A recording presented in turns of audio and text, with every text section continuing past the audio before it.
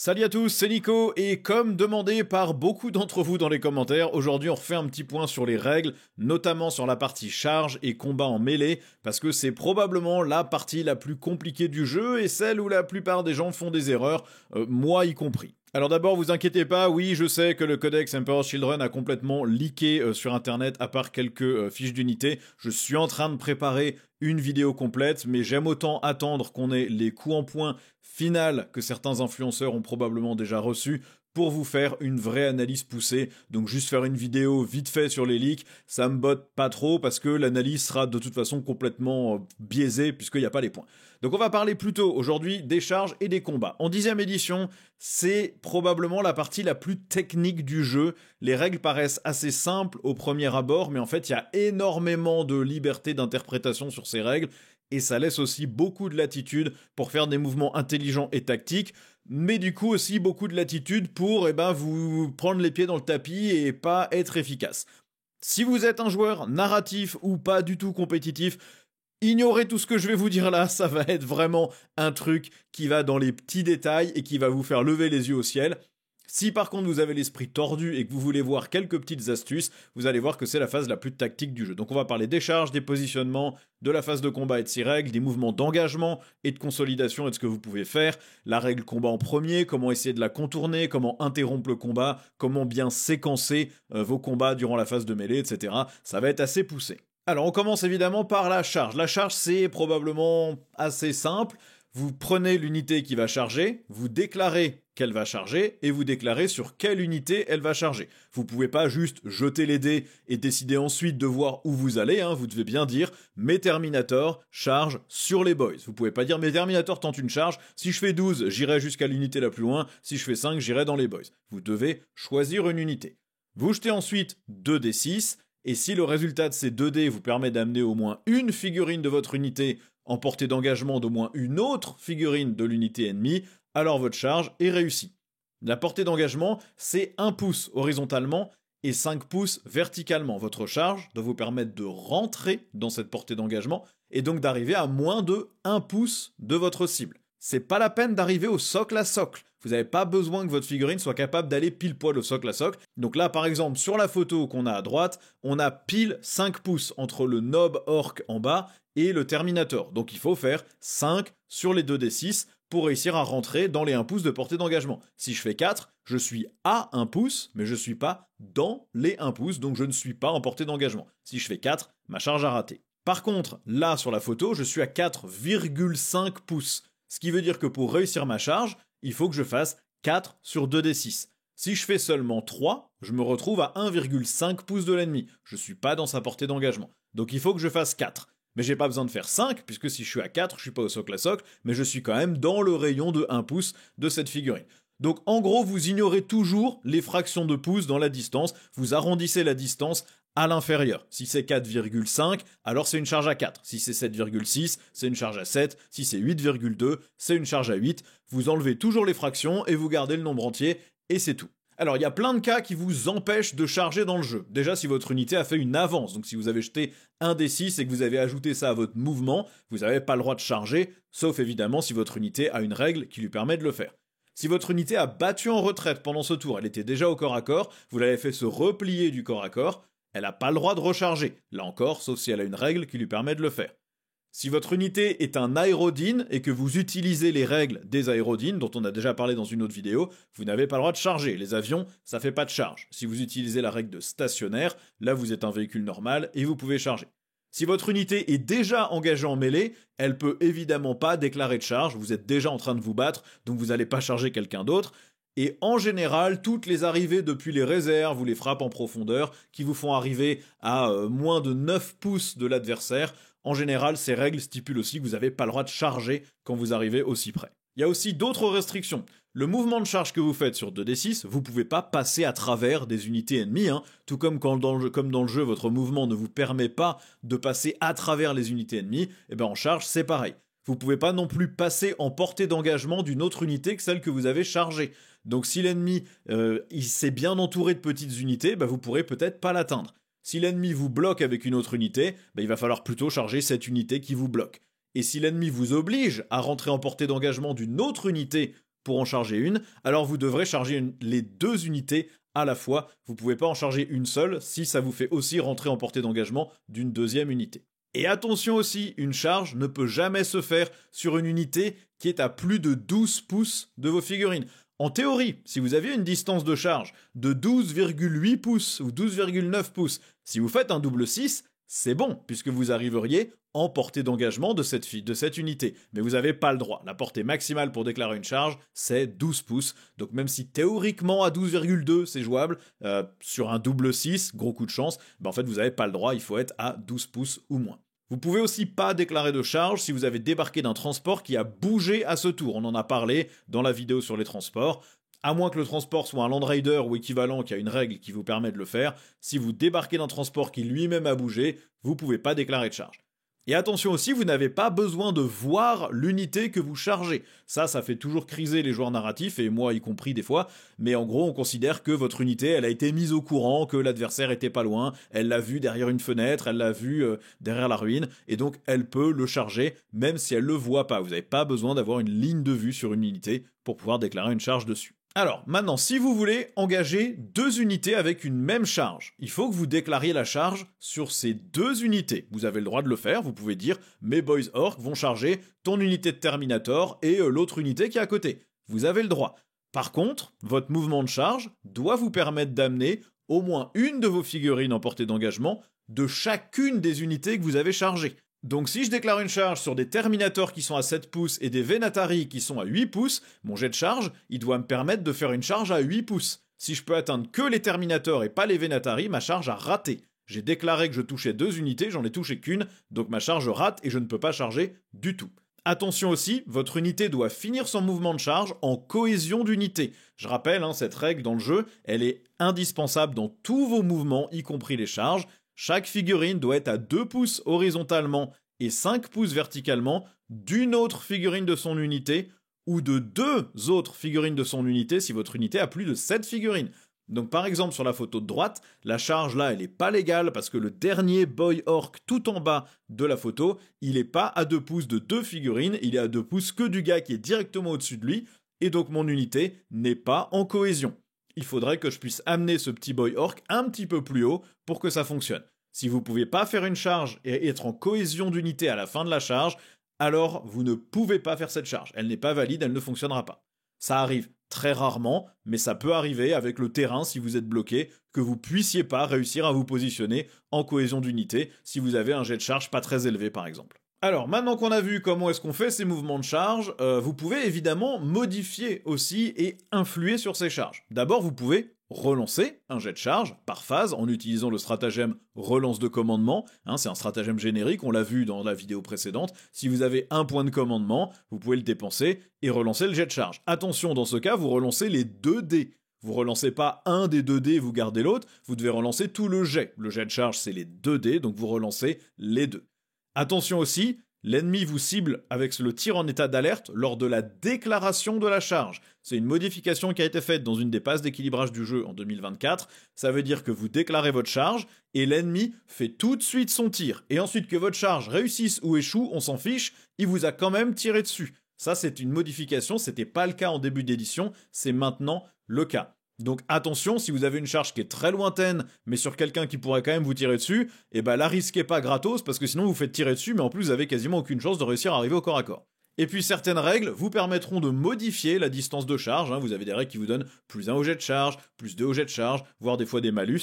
Ça ne modifie pas le fait que vous ne pouvez pas déclarer une charge à une unité à plus de 12 pouces de la vôtre. Même si vous aviez un modificateur qui vous donne plus 7 pouces à votre distance de charge, et que vous vous dites que du coup, une charge à 13 ou 14 pouces, elle serait facile, vous n'avez pas le droit, il faut charger une unité qui est à 12 pouces maximum de la vôtre. Donc maintenant qu'on a mesuré et vérifié que cette charge est possible, vous allez faire ce mouvement de charge. Vous allez maintenant bouger vos figurines. Vous avez fait le bon jet de dés, vous avez le bon chiffre, vous êtes en mesure de faire cette charge. Maintenant on y va, on déplace les figurines. Donc vous allez prendre chaque figurine de l'unité et la bouger d'un mouvement maximum égal au jet de charge. Si j'ai fait 6, chaque figurine peut bouger au mieux de 6. Je ne suis pas obligé de la faire bouger de 6 pouces, elle peut bouger de 1 pouce, on s'en fout. Par contre, chaque figurine doit arriver au socle à socle si c'est possible pour elle. Donc vous prenez une figurine de l'unité, vous la bougez de 6 pouces en la mettant au socle à socle si c'est possible. Vous en prenez une deuxième, vous la bougez de jusqu'à 6 pouces en la mettant au socle à socle si c'est possible. Si c'est pas possible, vous devez juste au moins la rapprocher de l'unité ennemie. Et attention, votre mouvement doit finir en cohésion d'unité. Toutes les règles normales qui s'appliquent au mouvement s'appliquent aussi au mouvement de charge. C'est-à-dire que si vous avez une unité qui est infanterie, elle traverse les terrains de type ruine comme si elle n'était pas là. Les murs de la ruine, vous n'avez pas besoin de les escalader, vous passez à travers. Si votre unité a le mot-clé vol, vous pouvez passer au-dessus des unités ennemies, sans vous poser de questions. Par contre, attention, quand vous volez, vous mesurez la distance à vol d'oiseau, donc en diagonale, du socle jusqu'au point le plus haut, puis au point le plus bas, etc. Vous passez pas à travers automatiquement tous les murs, vous devez mesurer en diagonale. Et attention, une figurine ne peut jamais finir à l'intérieur d'un mur, soit son socle va devant, soit son socle va derrière, mais vous pouvez pas la poser à cheval en équilibre sur un bout de mur, ça fonctionne pas. Maintenant, c'est là que la partie un peu tordue apparaît. Il faut que chaque figurine qui peut arriver au socle à socle soit au socle à socle. Donc quand vous choisissez une figurine de votre unité, celle-ci, si le mouvement de charge lui permet de socler l'ennemi, elle doit socler.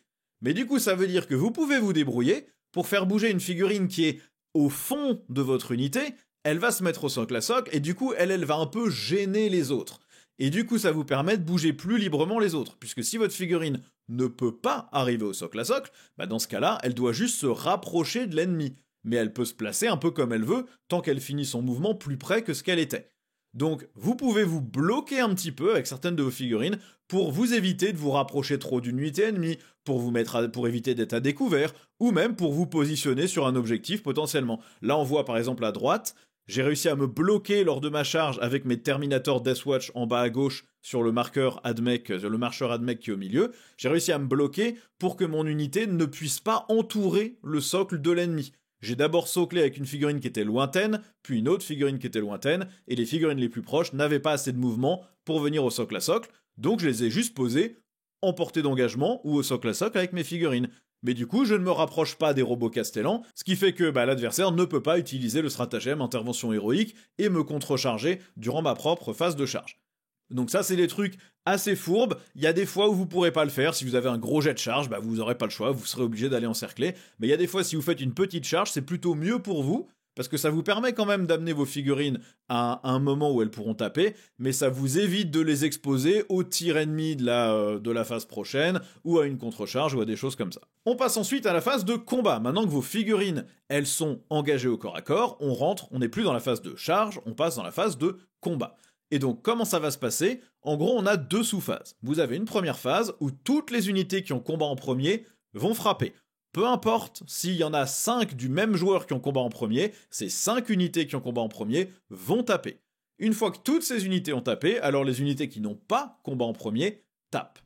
Et la phase de combat se fait toujours dans le même ordre. C'est le joueur dont ce n'est pas le tour qui choisit une de ces unités et qui tape avec. Donc oui, votre adversaire tape avant vous dans votre phase de combat. Et c'est ensuite à votre tour de choisir une unité et de taper avec. C'est bien pour ça que le jeu vous donne ce qu'on appelle un bonus de charge, ça vous donne frappe en premier sur vos unités qui ont chargé jusqu'à la fin de votre tour. C'est bien pour ça qu'on vous le donne, c'est pour que vous puissiez taper d'abord si vous avez chargé. Parce que si vous êtes juste engagé au corps à corps, que vous n'avez pas fait de charge et que personne n'a de combat en premier, c'est bien votre adversaire qui va choisir une unité et vous taper avant vous durant votre tour. Et au tour de l'adversaire, c'est votre unité qui tapera avant l'unité de l'adversaire. Donc il y a plein de cas de figure possibles qu'on va détailler ici. D'abord, il y a le cas où personne n'a d'unité avec combat en premier. Donc personne n'a chargé, personne n'a la règle spéciale combat en premier. Dans ce cas, si on est à votre tour, c'est l'adversaire qui choisit une unité et qui tape. Ensuite, vous choisissez une unité et vous tapez. Ensuite, votre adversaire choisit une unité et tape, et ainsi de suite. On alterne toujours. D'abord votre adversaire, puis votre adversaire, puis vous. Si une ou plusieurs de vos unités en mêlée a combat en premier, parce qu'elles ont chargé par exemple, ou parce qu'elles ont la règle combat en premier, et que votre adversaire, lui, n'a pas de combat en premier, alors vous faites taper toutes vos unités qui ont combat en premier, dans l'ordre de votre choix, vous choisissez, et ensuite votre adversaire choisira une de ces unités. Une fois que toutes les vôtres qui ont combat en premier ont tapé, votre adversaire choisira une des siennes et tapera, puis ça sera à vous, puis à lui, etc. Si vous n'avez pas de combat en premier, mais que votre adversaire, lui, il a une ou plusieurs unités qui ont combat en premier, alors c'est votre adversaire qui va vous frapper d'abord avec ses unités combat en premier. Et une fois que toutes ces unités combat en premier auront tapé, alors ça sera à vous d'en choisir une qui tape, puis votre adversaire, puis vous, etc. Et si tous les deux, vous avez des unités avec combat en premier, donc imaginons, vous avez chargé une de vos unités dans une unité ennemie qui a la règle combat en premier, eh bien c'est votre adversaire qui vous tapera d'abord. Il va prendre son unité qui a combat en premier, il va vous taper, ensuite vous allez prendre votre unité qui a combat en premier, vous allez taper, ensuite votre adversaire va prendre une unité qui n'a pas combat en premier et taper, puis vous allez prendre une unité qui n'a pas combat en premier, vous allez taper, etc. Donc attention au séquencement, hein. C'est l'adversaire qui tape avant vous, sauf s'il y a combat en premier, mais si votre adversaire a combat en premier, à votre tour, c'est votre adversaire qui vous tape d'abord. Ce qui veut bien dire que si vous chargez une unité qui a nativement la règle combat en premier, bah certes, vous avez gagné combat en premier en chargeant, mais comme on est à votre tour, votre adversaire tape d'abord, et donc votre adversaire vous cognera avant vous. C'est pour ça que la règle combat en premier, direct donnée dans les unités, elle est aussi forte et aussi rare. Notez bien aussi qu'aucune unité ne tape 2 fois dans la même phase de mêlée. Si votre unité qui a combat en premier frappe, elle retapera pas ensuite durant la phase où les unités normales combattent. Ça lui donne pas le droit de combattre 2 fois, ça lui donne juste la priorité pour taper. Et si votre unité a une règle qui lui permet de taper une fois que les figurines ont été détruites, ou un stratagème qui fait ça, bah évidemment, si votre unité a déjà combattu, elle a déjà tapé, elle retapera pas grâce à cette règle. Elle a déjà porté ses coups, elle retape pas encore une fois. Donc maintenant, quand vous sélectionnez une unité, avant de faire ses attaques, l'unité que vous avez choisie pour combattre, elle peut, si vous voulez, effectuer un mouvement d'engagement. Ce mouvement n'est pas obligatoire, vous choisissez de le faire ou non. Ça vous permet de bouger de jusqu'à 3 pouces avec les figurines qui ne sont pas en socle à socle avec l'ennemi. Donc toutes celles qui sont déjà au socle à socle, vous ne pouvez pas les faire bouger, elles n'ont même pas le droit de pivoter, rien du tout, elles ne bougent pas. Par contre, les figurines qui, elles, ne sont pas encore au socle à socle, peuvent faire un mouvement de 3 pouces, sachant que ce mouvement n'est possible que si vous êtes toujours en cohésion d'unité à la fin de ce mouvement, donc toujours à 2 pouces d'une ou plusieurs figurines, et votre unité doit aussi finir ce mouvement en portée d'engagement d'au moins une unité ennemie. Vous ne pouvez pas utiliser le mouvement d'engagement pour vous barrer d'un combat, bien évidemment, vous devez rester en portée d'engagement, vous pouvez sélectionner une unité pour combattre que si elle est déjà au corps à corps, et elle doit évidemment rester au corps à corps, même avec un mouvement d'engagement. Autre précision, ce mouvement d'engagement, il doit rapprocher votre figurine qui bouge de la figurine ennemie la plus proche. Et attention, pas de l'unité ennemie la plus proche, de la figurine ennemie la plus proche. Vous ne pouvez pas utiliser un mouvement d'engagement pour éloigner une de vos figurines et la coller sur un objectif. Vous pouvez uniquement l'utiliser pour vous rapprocher de la figurine ennemie la plus proche. Si c'est possible, la figurine doit arriver au socle à socle avec ce mouvement, un peu comme sur un mouvement de charge. Donc là on voit sur la photo de droite par exemple, j'ai chargé des Terminator Custodes avec mes Boys Orc, j'en ai que 3 qui sont au socle à socle, maintenant j'en ai plein d'autres qui vont pouvoir faire ce mouvement d'engagement. Donc on va voir ce qu'ils peuvent faire. Donc j'ai marqué ici en vert les figurines qui sont déjà au socle à socle.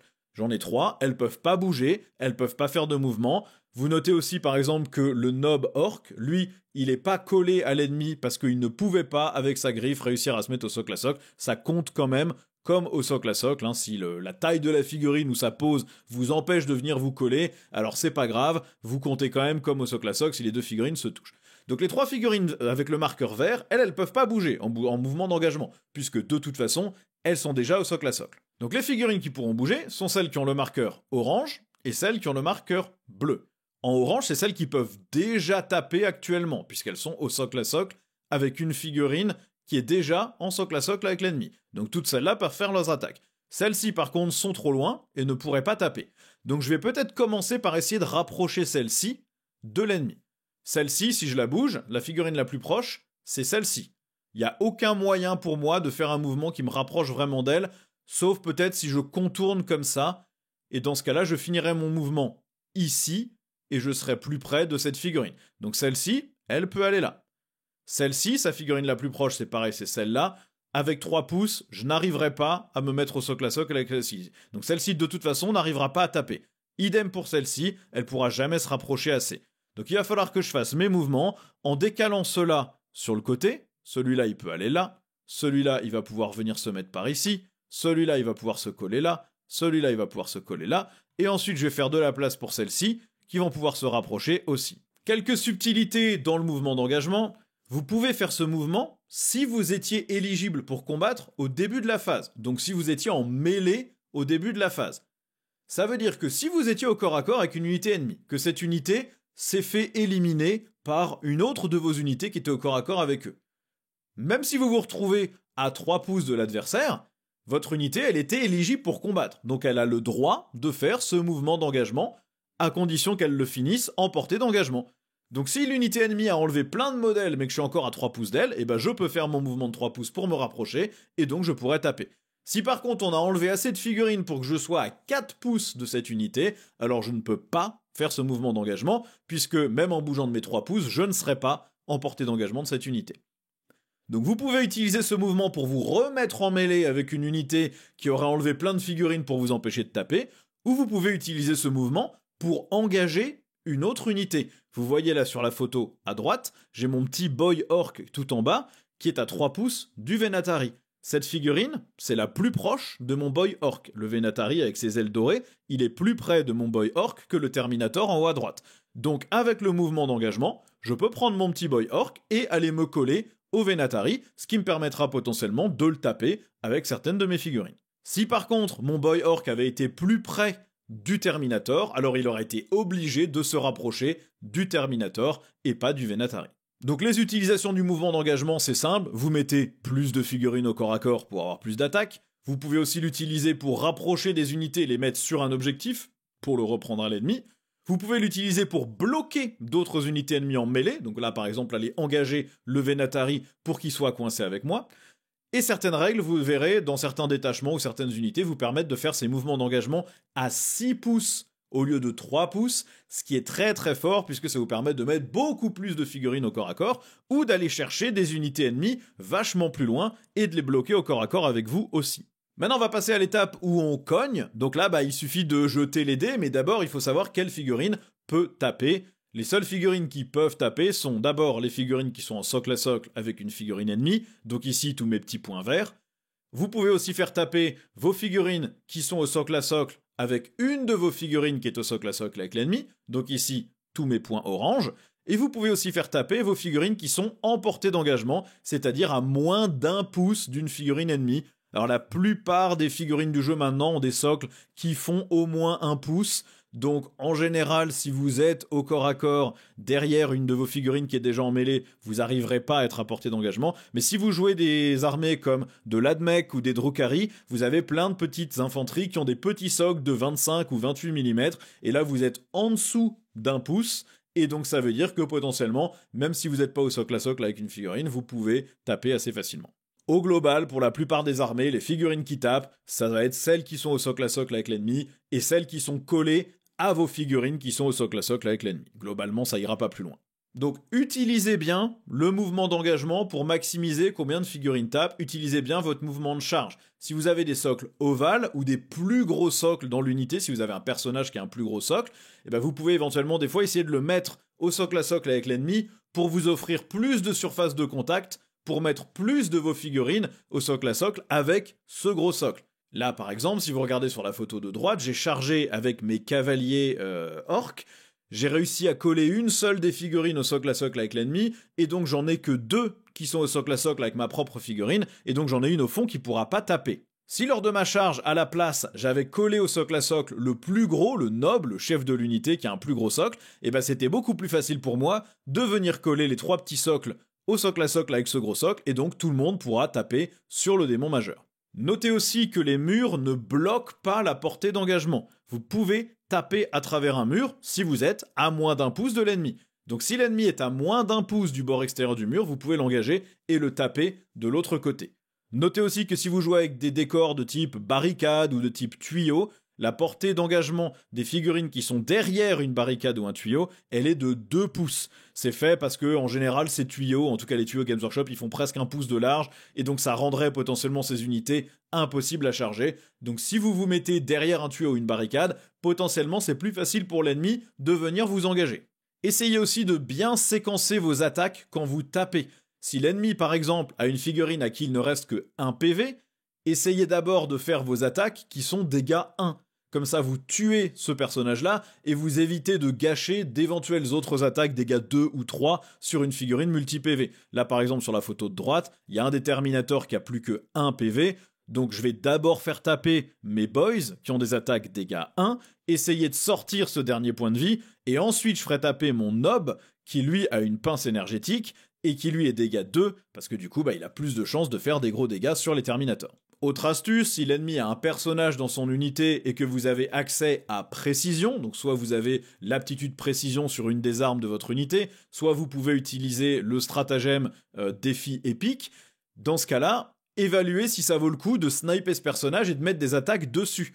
Notez bien que pour précision, vous choisissez d'allouer les blessures au personnage. Ça veut dire que vous allez d'abord lancer vos jets pour toucher, puis vos jets pour blesser, et en fonction de ces résultats, vous déciderez si vous avez une chance de tuer le personnage, et si c'est intéressant, et si ça l'est, vous affectez ces dégâts-là au personnage, il meurt, et du coup quand l'ennemi vous ripostera dessus, peut-être qu'il a des règles en moins qui lui permettront pas de taper aussi fort. Notez aussi que si vous êtes en combat avec plusieurs unités ennemies, vous avez le droit de diviser vos attaques entre ces unités.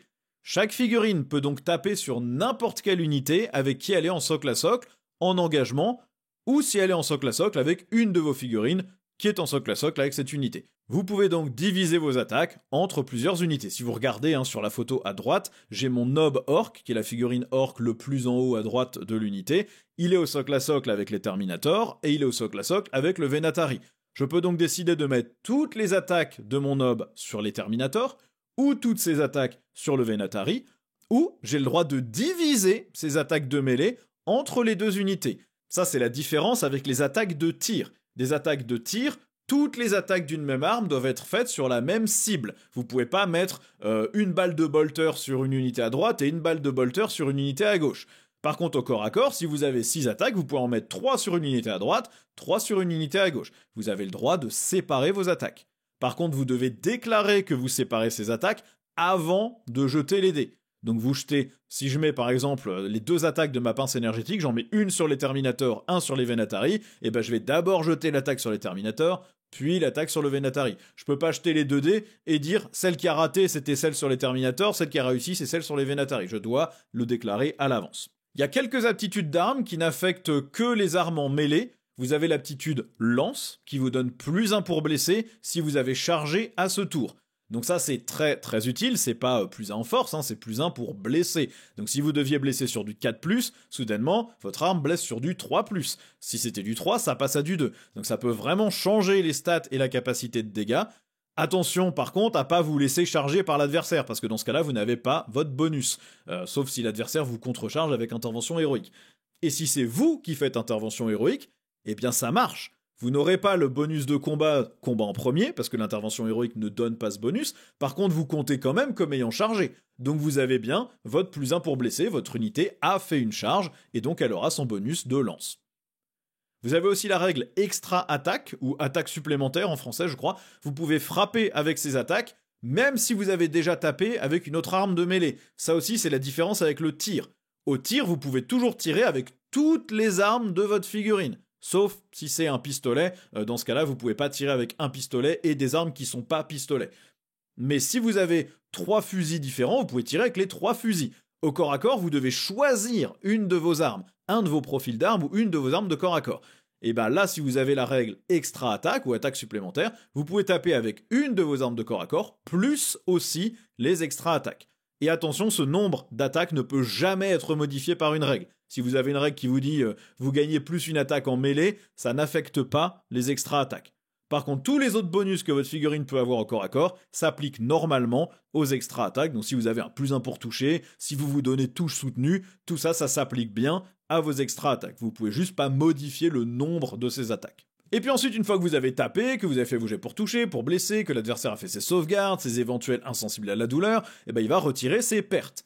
Et attention, c'est bien l'adversaire qui choisit les figurines qu'il retire. C'est lui qui choisit ce que vous avez tué. Il a le droit de retirer les figurines les plus proches de vous, ou il a le droit de retirer les figurines à l'arrière de l'unité, même si en théorie vous n'auriez pas pu les atteindre. Ça peut lui permettre de sortir du combat, et donc de ne pas avoir à battre en retraite à son propre tour. Ça peut lui permettre de se retirer du combat d'avec une autre de vos unités qui était dans la même mêlée. Tout ça, c'est possible. Et attention, s'il y a des règles qui permettent de ramener des figurines d'une unité à la fin d'une phase, ça permet de les ramener en portée d'engagement. et donc d'engager une unité ennemie au corps à corps. Si vous affrontez des Nécrons et que vous vous êtes placé à 1,1 pouce d'une unité ennemie, si cette unité fait ses protocoles de réanimation, il peut décider de vous bloquer au corps à corps à ce tour-ci. Ça fonctionne.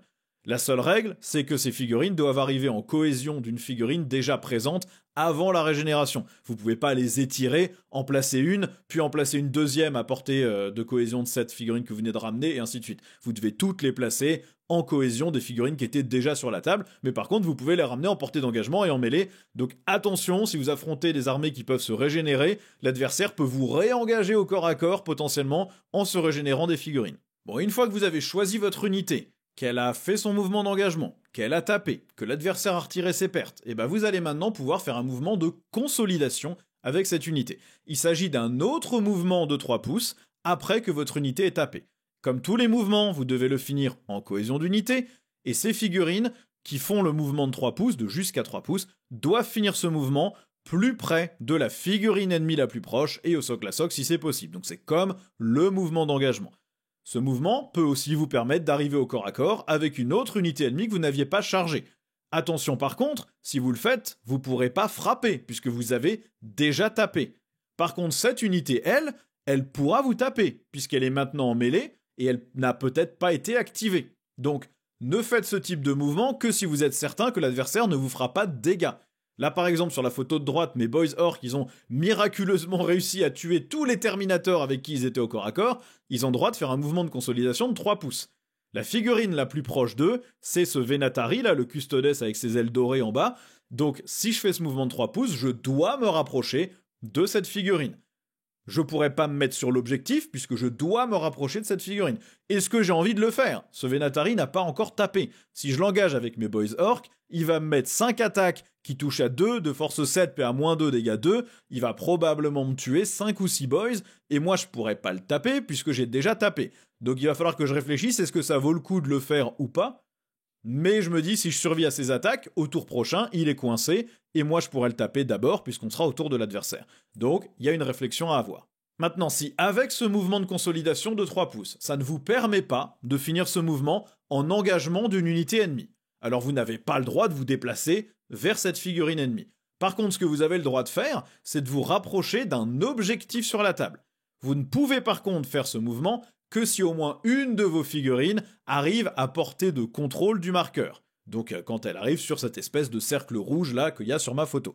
Si vous pouvez que vous rapprocher de l'objectif mais pas rentrer sur le cercle rouge, alors vous n'avez pas le droit de faire le mouvement non plus. Notez bien que ce mouvement de consolidation, vous n'avez le droit de le faire que s'il vous permet soit d'aller engager une figurine ennemie, et si vous ne pouvez pas engager une figurine ennemie, alors dans ce cas, vous pouvez vous rapprocher d'un objectif si ça vous permet d'être à portée de cet objectif. Vous ne pouvez pas juste bouger dans le vide sans arriver au contact ou sans arriver sur un objectif. Donc si vous faites ce mouvement en direction d'un objectif, au moins une figurine doit arriver à portée, donc sur le gros cercle rouge, et les figurines doivent toutes finir leur mouvement le plus près du marqueur d'objectif, donc le centre du cercle, le petit cercle rouge au milieu du gros cercle. On parle ici bien du marqueur d'objectif, c'est la différence entre un objectif et le marqueur d'objectif. Souvent quand on joue, on utilise, comme je l'ai sur mes photos là, des gros cercles rouges transparents ou des gros cercles qui représentent la portée à laquelle on contrôle un objectif. Mais attention, le petit cercle rouge au milieu de la photo, c'est bien ça le marqueur d'objectif. Vous devez faire votre mouvement qui vous rapproche du marqueur. Vous ne pouvez pas utiliser le mouvement pour vous positionner tout autour du bord pour empêcher l'adversaire de venir se poser sur l'objectif. Ça, vous n'avez pas le droit de faire ça. Je rappelle aussi que dans les règles, vous n'avez pas le droit de mettre des figurines sur ce marqueur lui-même. Donc là, sur ma photo ici, j'ai ce petit cercle là, j'ai pas le droit de mettre des figurines dessus. Ça, c'est le marqueur d'objectif, c'est du terrain sur lequel je peux pas m'arrêter. Je peux passer au-dessus, mais je peux pas marcher dessus. La plupart du temps, tout le monde s'en fout et personne respecte ces règles. En tournoi, par contre, faites bien attention, vous avez pas le droit de vous asseoir là-dessus. C'est bien la différence, la plupart des gens qui jouent, ils ont ce type de marqueur là, ces gros cercles, parce que sinon il va falloir mesurer pour chaque figurine si vous êtes à 3 pouces de votre petit pion d'objectif, ce qui est très long et très chiant. Donc vous utilisez ça pour facilement voir qui est à portée de l'objectif, mais attention, l'objectif c'est bien ça. Le cercle rouge, il matérialise la portée de contrôle de l'objectif, mais l'objectif c'est bien ce petit bout là. Donc maintenant on a couvert toutes les règles de la phase de mêlée et de corps à corps. J'espère que ça éclaircit des points, j'espère aussi que mes explications n'ont pas rendu les choses plus confuses qu'elles ne l'étaient déjà. C'est une phase qui est vraiment compliquée, donc j'espère que c'est plus clair et pas moins clair. Maintenant on va voir quelques erreurs fréquentes que les gens font souvent et que moi j'ai commises plein de fois dans mes parties. D'abord, attention au séquencement de vos unités. Si vous activez une unité chacun votre tour, votre adversaire tape, puis c'est à vous, puis c'est à votre adversaire, etc. Ne faites pas taper l'unité que l'adversaire vient de taper. Ça sert à rien, il pourra pas vous la retaper. Donc faites taper une unité qui n'a pas encore été attaquée par l'ennemi si c'est possible. Votre unité qui s'est déjà fait taper, elle risque plus rien, donc elle pourra taper à la toute fin du combat. Par exemple sur la photo à droite, j'ai le Venatari ici avec ses ailes, qui vient de cogner mes 5 boys. Il en a tué plusieurs. Je vais pas les faire taper eux, ça sert à rien, puisqu'il n'y a plus rien qui peut les menacer. À la place, je vais faire taper mes 3 cavaliers. Parce que si je choisis de faire taper mes 5 boys, très bien, ils vont peut-être tuer ça, mais ensuite l'adversaire il va activer ses terminators et il va probablement me tuer mes 3 cavaliers. Donc ce que je vais faire, c'est que je vais faire taper eux, et l'adversaire va ensuite faire taper eux, et ensuite moi je vais te faire taper eux qui de toute façon sont en sécurité. Si l'adversaire avait été intelligent, il aurait probablement commencé par faire taper ici pour être sûr que les cavaliers meurent et qu'ils ne perdent pas de terminator. Seconde astuce, vous avez des unités qui ont nativement la règle combat en premier sur la table. Vous avez envie de les tuer, mais si vous les chargez, ils vont vous taper d'abord. Il y a une technique qui est parfois un peu complexe à mettre en œuvre, mais que vous pouvez tester pour gérer un peu mieux ces combats en premier. Ce que vous allez faire, c'est que vous allez sacrifier une de vos petites unités qui va juste servir à bloquer les figurines adverses. Vous allez les socler au maximum pour qu'aucune des figurines ennemies qui a combat en premier ne puisse faire de mouvement d'engagement. Ensuite, vous allez charger une seule des figurines de l'adversaire avec l'unité avec laquelle vous voulez vraiment taper. Vous essayez vraiment de faire en sorte qu'il y ait le moins de figurines ennemies qui ont combat en premier qui puissent taper l'unité que vous voulez vraiment voir frapper. Ce qui va se passer, c'est que l'adversaire va activer avant vous, puisqu'il a combat en premier. Mais comme il est déjà bloqué au corps à corps, il ne peut pas faire de mouvement d'engagement pour rapprocher ses figurines vers votre unité qui cogne vraiment. Donc il va être obligé de mettre la plupart de ses attaques dans l'unité sacrifice, et il pourra mettre que certaines de ses attaques dans l'unité qui est vraiment importante. Et ce qui veut dire qu'il va pas vous en tuer beaucoup, et ensuite quand vous allez frapper, vous allez pouvoir riposter avec plus de figurines. J'ai illustré sur la droite, vous avez ici 3 Terminator Custodes qui magiquement ont gagné la règle combat en premier. Je les ai donc chargés avec mes boys ici pour les bloquer au corps à corps. J'ai donc soclé chacune des figurines ici, et donc aucune d'entre elles n'a le droit de faire de mouvement d'engagement, puisqu'ils sont déjà au socle à socle. L'adversaire à combat en premier, il va donc sélectionner cette unité, il va dire « je fais mon mouvement d'engagement », j'en ai pas, je peux pas, puisque je suis déjà soclé, donc je dois taper. Cette figurine-là, elle peut pas taper les cavaliers, elle doit taper dans les boys. Cette figurine-là ne peut pas taper les cavaliers, elle doit taper dans les boys. Il y a que cette figurine-là qui va pouvoir taper dans les cavaliers. Ça fait quand même 5 attaques de force 7 puis à moins 2 dégâts 2, il va probablement me tuer 1 ou 2 cavaliers, mais ça veut dire que mon autre cavalier là, lui quand ça sera à son tour, il pourra faire sa consolidation de 3 pouces et cogner dans toute l'unité de Terminator. Si j'avais pas fait cette petite manœuvre et que j'avais chargé même juste comme ça sur l'unité de Terminator, ces figurines-là auraient été libres de faire un mouvement d'engagement, il aurait pu tous les mettre à portée de contact et donc taper avec les 3 et il m'aurait sorti mon unité entière. Donc là comme ça, j'ai protégé un peu cette unité et j'ai un peu contourné le combat en premier. Il y a plein de cas où vous pourrez pas le faire comme ça, parce que votre charge est trop longue, parce que vous n'avez pas d'unité sacrificielle, mais ça peut être une des manières de gérer une unité qui a combat en premier. Autre erreur fréquente, prêtez attention aux points de commandement que vous avez et aux points de commandement que l'ennemi a. Il y a un stratagème générique qui s'appelle contre-offensive, qui permet d'interrompre le combat et de jouer tout de suite après vous. Même si vous avez combat en premier sur 5 unités, l'adversaire peut taper après votre première unité qui a combat en premier, même si lui ne l'a pas. Et attention, c'est un stratagème, son coût en points peut donc être modifié par certaines figurines. Ça veut dire qu'un capitaine Space Marine pourra très bien lancer contre-offensive pour un seul point de commandement. Donc attention quand vous séquencez vos combats ou même quand vous préparez vos charges, vérifiez toujours si votre adversaire a la capacité d'interrompre. Si vous jouez avec des gens normaux, il vous suffit de lui demander, vous lui dites, est-ce que tu peux utiliser contre-offensive? Et normalement, si la personne est sympa, il va te dire, j'ai que un point de commandement, mais je pourrais éventuellement le faire sur cette unité avec mon capitaine Space Marine qui réduit les coûts des stratagèmes de 1 point. Ok, donc je vais peut-être faire attention à comment je te charge, parce que si t'interromps, tu vas me défoncer une des unités qui a chargé, donc il faut bien que je tape avec celle qui tape le plus fort d'abord. Faites attention aussi au placement de vos figurines. Si vous avez certaines figurines qui tapent mieux, avec des armes spéciales, vous avez par exemple un sergent Space Marine avec un gantelet, vous avez un nob orc avec une pince, vous avez un élu du chaos qui a une arme lourde de corps à corps, assurez-vous que ces figurines-là soient capables de taper après votre charge. Si vous collez ces figurines tout au fond de l'unité, si ça se trouve, votre mouvement de charge et votre mouvement d'engagement de 3 pouces vous permettra pas de taper, et donc ils pourront pas taper après leur charge, ça serait vraiment dommage. Donc positionnez bien les figurines au sein de l'unité. Autre petite tactique, rendez-vous difficile à charger. Vous pouvez essayer de faire des colonnes quand vous vous déplacez pour que votre adversaire, s'il attaque par les flancs, il soit toujours à la même distance de toutes les figurines. Alors que si vous étiez mis en ligne, il pourrait vous charger beaucoup plus facilement. Vous pouvez aussi vous mettre à 1 pouce du bord extérieur d'un mur dans une ruine. Comme on l'a vu, les murs ne comptent pas, on peut taper à travers, mais si vous êtes à plus d'1 pouce, l'adversaire peut pas vous charger, il faut qu'il se rapproche plus. Sauf qu'il peut pas se rapprocher s'il n'y a pas la place de mettre son socle entre le mur et votre figurine. Donc, si vous jouez avec les règles de Games Workshop ou dans les tournois Games Workshop, si vous êtes à 1 pouce du bord extérieur du mur, la plupart des unités ne pourront pas vous charger correctement et devront contourner toute la ruine. Si vous jouez avec les règles WTC, les règles de tournoi, ces comportements sont éliminés et on considère que la portée d'engagement elle est de 2 pouces à travers le mur. Vous choisirez les règles avec lesquelles vous voulez jouer. Moi, avec mon groupe de potes, on joue avec les règles de Games Workshop officielles, donc on joue avec si t'es à 1 pouce d'un mur, je peux pas te charger, je peux pas placer mon socle, je peux pas te taper, mais vous déciderez de ce que vous voulez faire, si ça vous amuse ou pas. Vous pouvez aussi utiliser des écrans de petites unités étirés qui du coup empêche l'ennemi de vous charger facilement. C'est ce que j'ai fait là sur la droite, j'ai fait un écran de boys pour que les Terminators ne puissent pas charger mes cavaliers. S'ils voulaient les charger, ils devraient faire une charge de peut-être 4 ou 5 pouces par ici, plus encore 4 ou 5 pouces par ici.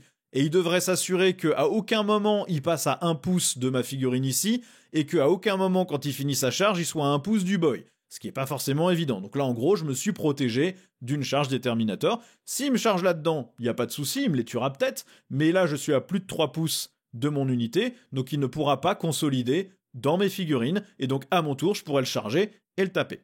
Donc essayez de faire des petits cordons comme ça, si vous avez des unités précieuses, mais que vous voulez les rapprocher quand même. Vous savez que vous allez sacrifier ça contre une charge ennemie, mais à votre tour ensuite, vous serez tranquille et vous pourrez charger. Autre erreur fréquente, ne pas faire attention à qui a le droit de battre en retraite et tirer ou battre en retraite et charger. Il y a pas mal de détachements ou d'unités qui ont accès à cette règle-là, soit via un stratagème, soit via le profil de l'unité directement. Des fois, vous avez envie juste de charger une unité ennemie pour la bloquer en mêlée. Vous vous dites, je vais pas la tuer, j'ai pas assez d'attaque, ça la sortira pas, mais en retour, elle me fera pas grand-chose, et au moins un tour prochain, elle pourra pas tirer, elle pourra pas s'activer, elle sera obligée de battre en retraite. Sauf qu'attention, si cette unité elle a la capacité de battre en retraite et tirer, ou de battre en retraite et de charger, vous aurez exposé une de vos unités gratuitement, vous aurez bloqué l'ennemi au corps à corps, vous l'aurez pas fait beaucoup de dégâts, mais en fait il est pas bloqué, il s'en va, et il va vous sortir votre unité. Quand j'ai commencé à jouer mon armée de Custodes, j'ai perdu toutes mes parties au début à cause de ça. J'avais tendance à charger comme des missiles avec une unité isolée qui avait la possibilité d'avancer et charger. Sauf qu'en fait, cette unité, elle chargeait, elle tapait, l'adversaire mettait tous ses bonus défensifs là-dessus, donc je la sortais pas. Et ensuite, il se désengageait et il me tirait dessus avec toutes ses autres unités. Et donc, je perdais une ressource à 400 points et globalement, la partie était déjà pliée. Faites attention à ça, ne chargez pas un endroit totalement exposé du champ de bataille avec une seule unité. L'adversaire se désengagera et enverra tous ses tirs ou toutes ses charges sur votre unité qui est exposée. Essayez de coordonner plusieurs charges au même tour pour bloquer plusieurs unités de l'adversaire, ou essayez de charger dans une zone relativement protégée, ou tout simplement essayer de charger une unité que vous allez tuer et essayer de faire en sorte que votre mouvement de consolidation puisse vous permettre de vous remettre à couvert sur un objectif derrière un mur ou un truc comme ça, c'est encore le mieux. Donc là par exemple, j'ai essayé de bloquer ces Custodes Terminator avec mes boys pour qu'ils puissent pas se téléporter à la fin du tour et les remettre en réserve, mais si je survis, si je le tape et que je survis à la contre-attaque, Est-ce que s'il se désengage, je suis pas complètement exposé? Est-ce que je vais pas perdre tous mes boys bêtement pour avoir rien fait au final? Il faut réfléchir à chaque fois, si vous comptez charger pour bloquer l'ennemi, faites bien attention à ce que l'adversaire peut faire en retour. S'il peut se désengager sans vraiment prendre de risques, vous avez juste sacrifié une unité pour rien. Voilà en tout cas pour tous les cas de figure auxquels j'ai pu penser sur les charges et les combats en mêlée. Encore une fois, si vous êtes joueur plutôt narratif, pas très compétitif, préoccupez-vous seulement de mettre les figurines avec les armes qui tapent le plus fort sur le devant et séquencez juste bien vos attaques pour que vous tapiez pas des attaques dégâts 4 dans une figurine qui a qu'un seul PV, puisqu'on rappelle, les dégâts des attaques se transfèrent pas de figurine en figurine, donc faites attention à comment vous cognez.